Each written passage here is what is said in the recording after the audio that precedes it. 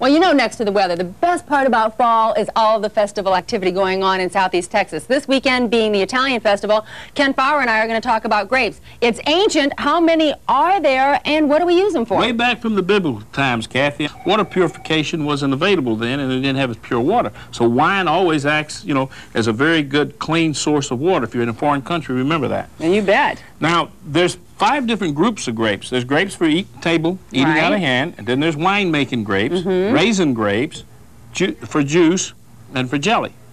And for canning. And for canning. Right, okay. So you get the different varieties. Now, the Thompson seedless, which is the most popular, can be used in all 5 groups. It's good for any of the above, including winemaking. Taste Sweet they're good. and seedless. We love that. Good. And the red grape, which it could be a Tokay, Emperor, the different times of the year, different varieties come on. Look for something that's dark red. The darker, the better the flavor.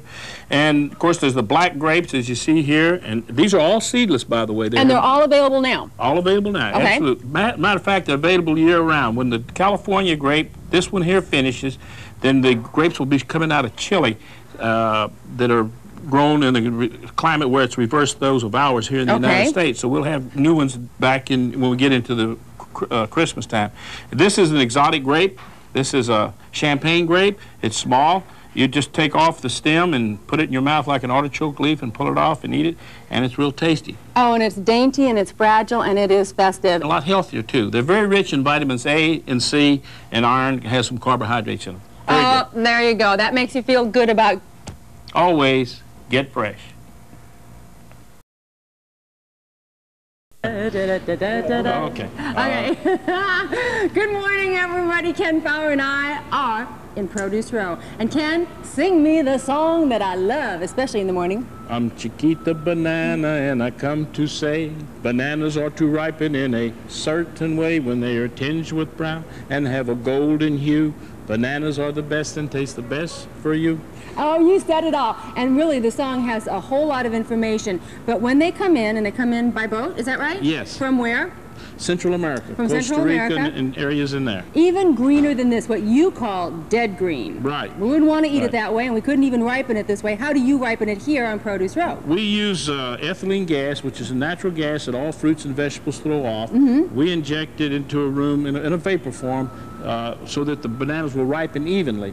And bananas is one of 2 fruits that ripens best off the tree. If you ripen them on the tree, they're going to be irregular and they won't have as much sugar.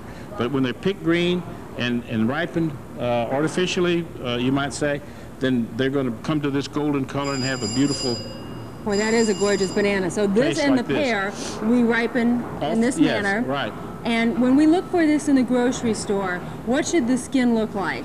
Well, depending on how quick you're going to use it. If you're going to eat them right away, you want them real yellow, and you're going to eat these in a day or 2. Right. Get some a little bit lighter in color, maybe even like these down here, where they're 2 or 3 days away, so that you got some for each day and they'll be at the ripeness that you like. Everybody's preference is different. I like mine speckled with a little brown. I think that's when they really got the most sugar in them. Okay, and how do we store these? Do not put them in refrigeration. However, if you get overripe bananas with the speck, you could store them in the refrigerator for 1 or 2 days and use them. The skin will turn black, but the banana will still be good. Even if it's ripe, you can use it for baking. But for every day, just store it, you know, room temperature on the table, out of the direct sunlight. Okay, super. Well, you know, incidentally, bananas are used not only for baking, but they're also used for desserts. And Ken and I recently had the opportunity to have the best banana in Houston, didn't we? Absolutely. Let's just share that recipe. Bananas Foster. There you go. Like Chef Carl, you can impress everybody with a tableside presentation. Try it at your next dinner party. Over a medium heat, start by melting the butter and the brown sugar. Then cut the bananas into quarters and add. Now, once you have the sauce going, add a high-octane rum to the sauce and let it flame.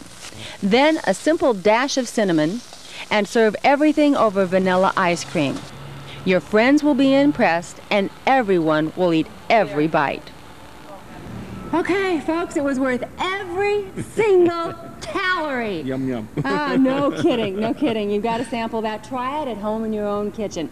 And, of course, bananas are, you don't want to eat them this way. You only want them when they're at the height of freshness. Always get fresh.